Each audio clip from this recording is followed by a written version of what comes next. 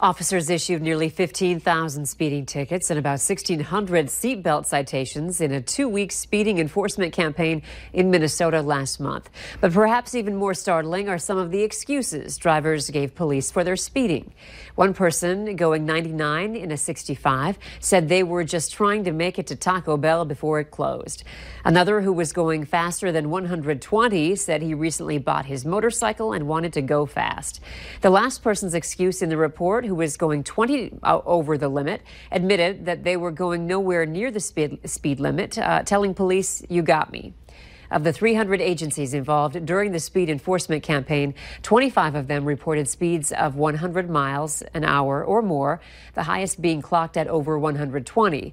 The cost of speeding in Minnesota will typically cost a driver more than $110 for going 10 miles over the limit, but those fines double if you're traveling 20 miles an hour or more over the limit.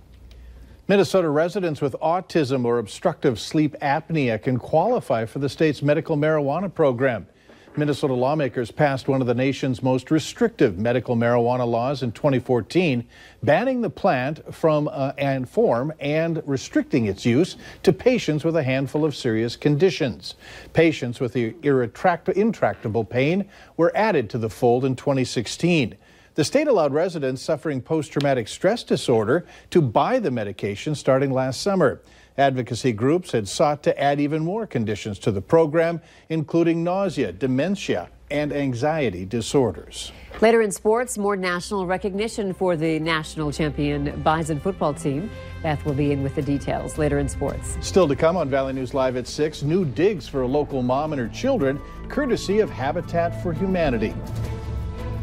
But next, we'll have your weather forecast as the heat returns to the valley. Something new at the Backyard Barbecue. I've never seen a buckeye tree before, but it's providing some shade on a shady day here in the valley. Details in your forecast are next.